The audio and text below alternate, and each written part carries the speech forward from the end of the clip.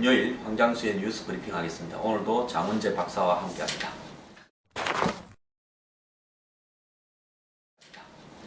네, 오늘의 주제 포스트 유승민. 벌써 도하각 언론에서는 난리가 났습니다. 리얼미터 조사에 의하면은 대권 주자 1위가 유승민 전 원내대표다, 이런 얘기도 있고요. 박 대통령의 지지율은 30% 선에 갇혀 있다. 박 대통령은 갇혀 있고 유승민 대표는 확장하고 있다, 이런 논조입니다. 자, 어제 그제 이후에 쭉 전개된 선동의 본질이 뭔가 하면, 유승민은 원내대표라는 자리를 잃고 대선 후보라는 어떤 더 높은 어떤 명칭을 얻었다. 하지만 박근혜 대통령은 전투에서는 승리했지만은 결국 전장에서는 실패했다. 이런 식으로 지금 대비되는 모양이 새로 나타내고 있는데요.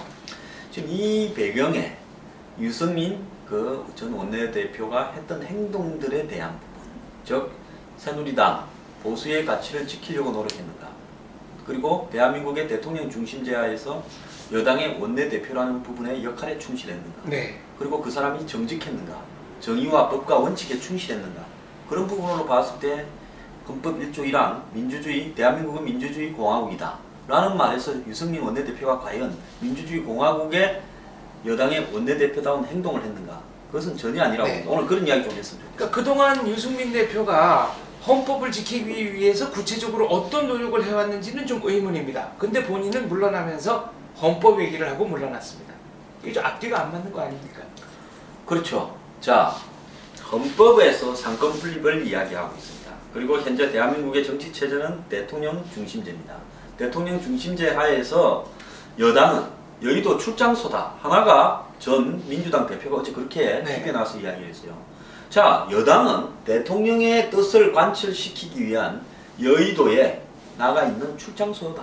이 말은 뭔가 하면 대통령의 뜻을 여당은 국회에서 관철시키는 것이 대한민국의 현재의 체제의 역할이자 한계다는 겁니다. 그렇습니다. 자, 모든 것은 현재 체제의 역할과 한계를 인정하고 가야죠. 자, 유승민 원내대표가 이번에 보인 행동은 내각 중심제 하에서 마치 허울뿐인 대통령에 대해서 내각 중심제 하에서의 여당의 실세가 보였던 행동이라는 거죠. 그렇습니다. 그럼 헌법을 위반되는 행동 아닙니까? 그렇죠. 더 나아가서 유승민 원내대표는 이번에 이 법을 통과시키는 과정에 있어서 야당에서 이야기하는 부분을 다 들어줬어요. 국민연금 소득대체율 50% 그거 들어줬고, 그 다음에 세월호 시행령 들어줬고, 그 다음에 이번에 뭡니까? 국회법 개정안 들어줬어요. 그렇습니다. 자, 야당에서 이야기하는 것을 다 들어주는 것이 여당의 원내대표의 역할입니까? 또 더 나아갔어요.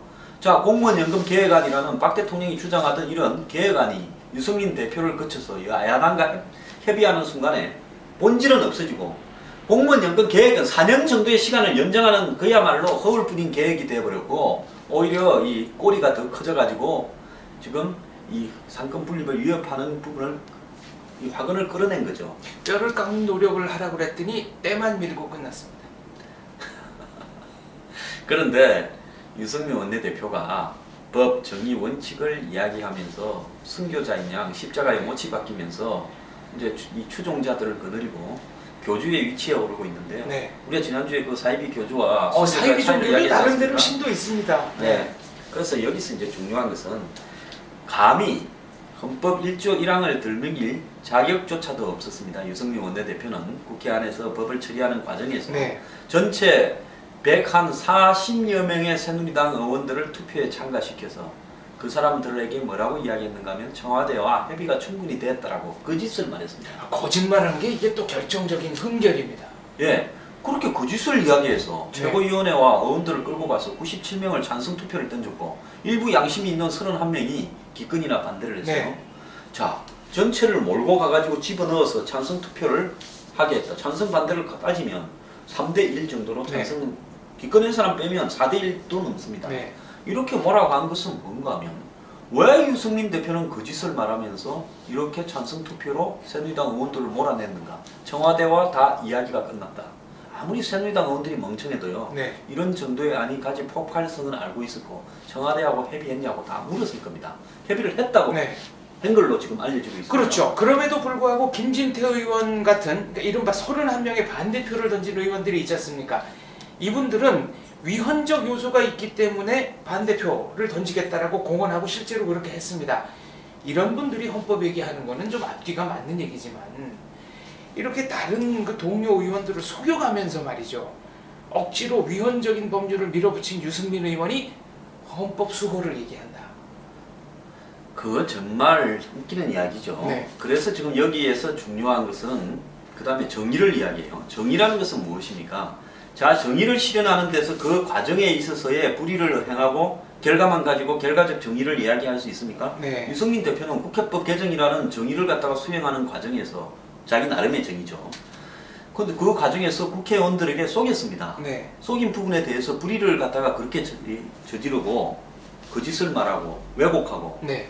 또 청와대와 이 폭발적인 싸움을 갖다 불러일으키면서 본인은 정의를 이야기하고 그것이 원칙이라고 이야기하는 부분이 얼마나 허울적이냐. 그런데 이 부분에 대해서요, 뭐 종편이나 언론들은 제대로 그 내막에 대해서는 따지지를 않고 네. 유승민 원내대표는 야당과의 소통과 화합을 갖다가 위해서 노력을 하다가 청와대에 찍혀서 목이 달아난 마치 희생자다 이렇게 지금 거짓을 갖다가 대부분 이야기하고 있는 거죠. 희생자가 아니라 잘못을 했기 때문에 물러난 게 본질이라고 저는 생각을 하는데요. 자, 정의 얘기가 나왔습니다. 우리나라 운동권 인사들의 특징이 있죠. 정의의 생산, 유통, 판매, 제조를 자기들만 할 수 있다라고 착각을 한다는 건데 유승민 의원도 그 비슷한 착각을 했을 가능성이 있네요. 자, 이분이요 지금 오늘 그 야당에 신당을 추진한다라는 그룹, 뭐 박주선 의원을 비롯해서 네. 박준영, 박광태, 뭐 전정배 이런 사람들이 유승민을 포함한 새누리당의 중도 우파, 개혁적인 진보 우파들은 네. 포용할 수 있다 이렇게 이야기했는데요. 요즘 유승민 전 원내대표가 개혁보수라는 타이틀을 갖다 떡주무르듯이 이야기하고 있는데요. 나머지 대칭되는 보수를 극보수라고 하고. 네. 자, 개혁보수, 여기 있는 황장수가 가장 먼저 정치권에서 이야기한 브랜드 개혁보수, 네이버입니다. 네, 그렇습니다. 그리고 네. 저는 개혁보수의 미래라고 책도 하나 냈어요. 그리고 개혁보수가 무언가에 대해서 정의를 하기 위해서 굉장히 네. 노력을 했고 그 과정에서 지금 우파 안에서 황장수는 가짜 우파다. 실제로는 좌파다. 뭐 황장수는 진성좌파다. 네. 이런 이야기까지도 듣고 있어요. 그게 그제까지. 유승민 의원에게 해당되는 얘기 같습니다. 그런데 그 제 그 브랜드 개혁 보수를 자기가 저한테 와서 브랜드 좀 빌리 쓰겠다고 사용료도 내지 않고 저렇게 네. 갖고 가서 지금 개혁 보수 하면서 유승민이야말로 변화하는 시대의 가치, 즉 양극화, 그 다음에 복지, 경제 정의 이런 부분에 부합되는 가치를 가지고 있다. 유승민 의원이요 개혁 보수를 가지고 논문을 하나 내거나 책을 하나 쓴 적이 있으면 개혁보수라는 말을 하는 데 대해서 제가 용인을 하겠습니다. 유승민 원내대표는 KDI에서, KDI는 뭡니까? 네, 국가주도 경제 성장. 자, 거기는 극히 예를 들어서 주류 경제학 중심의 네. 자유주의 우파 경제학 중심의 네. 이 이데올로기를 생산하는 한국의 회사입니다. 케인즈 경제학의 총본산이죠. 예, 그래서 이 KDI 출신들은 그야말로 오늘날 대한민국 우파의 주류를 생성하는 경제학을 연구하는 연구원입니다. 네. 그리고 거기에 자기의 후배 이혜훈 의원도 거기서 근무했어요. 네. 두 사람 다 서울대 경제학과 출신에다가. 그랬던 사람이 지금 오늘날 경제 정의와 양극화 하면서 진보적 가치를 수용한다고 이야기한다면 왜 자신의 생각이 KDI에 있을 때하고 몇 년 전과 최근에 한 2, 3년간에 경제민주화를 이야기하면서 의식이 바꿔가는가. 그리고 거기 바뀐 의식이 아주 세계적이고 조직적인가. 그것을 한나라당 안에서 지금 새누리당 안에서 이 기본적인 의원들의 가치와 차이가 많이 나는데 그 부분을 어떻게 관철시킬 건가. 이런 부분에 대해서 논리가 제대로 정립되어 있는지 네. 저는 의문입니다.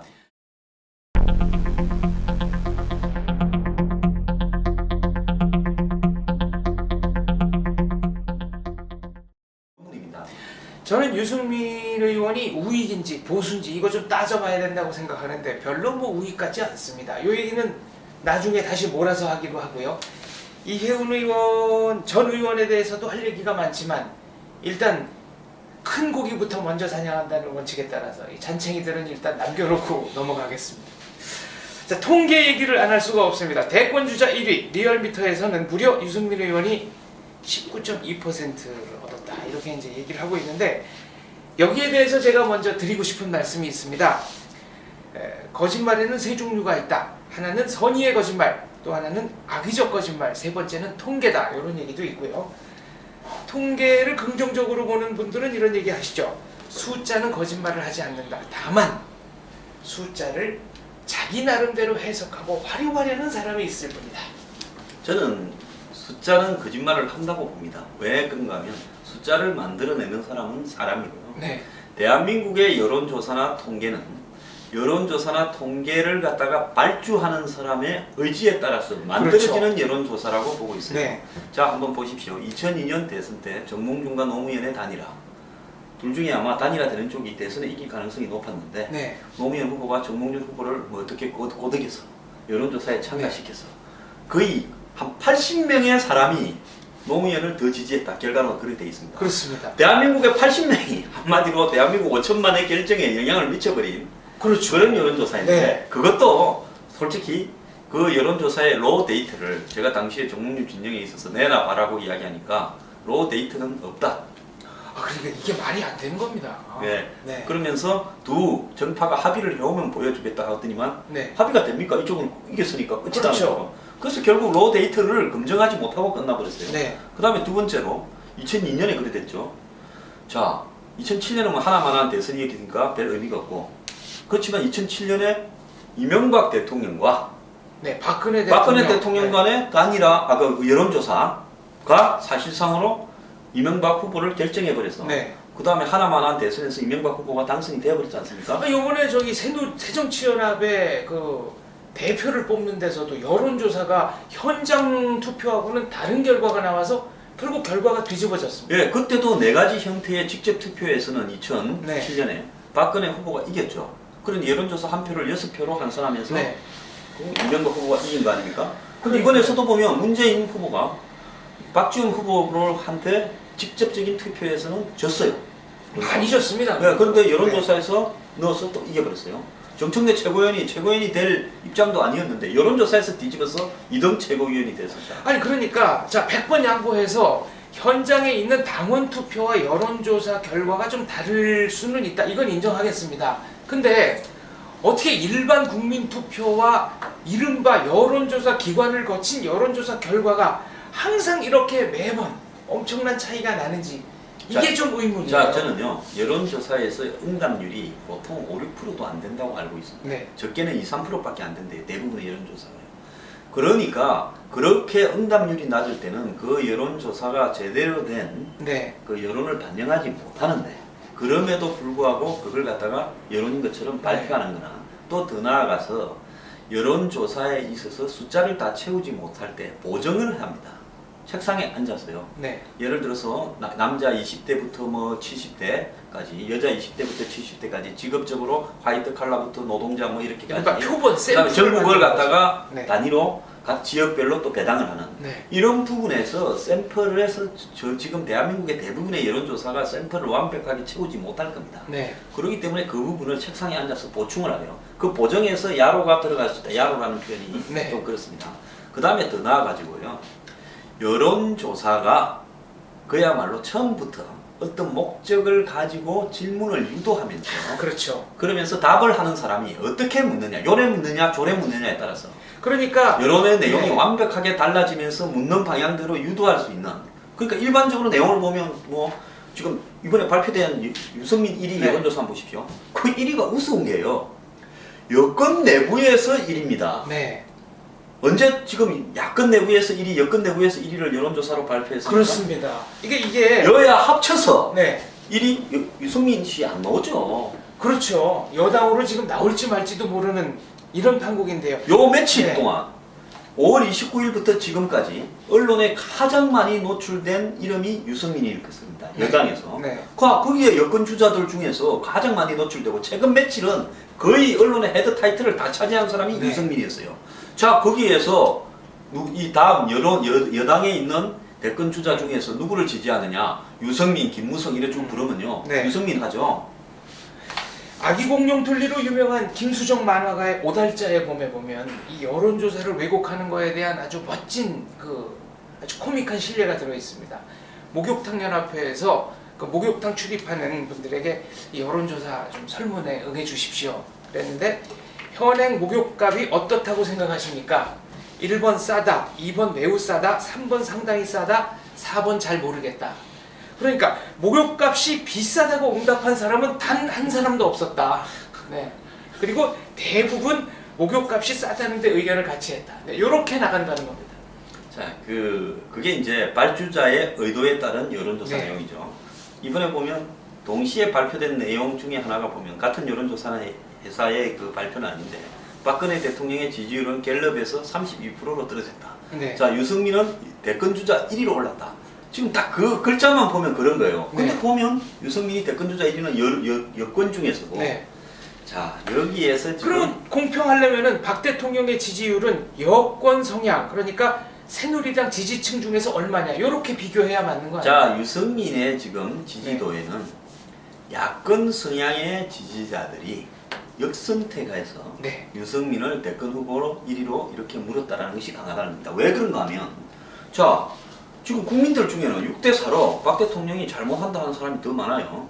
그 박 대통령 네. 지지한다는 사람 4입니다. 네. 여기에서 유승민을 갖다가 이렇게 물으면 현재 야권 지지자 60%는 대다수가 유승민이 잘한다. 대선 후보 네. 잘한다. 그래서 네. 야권 지지자들한테 예를 들어서 대권주자 1위를 받는 유승민 이런 조사가 의미가 있는 것인가? 네.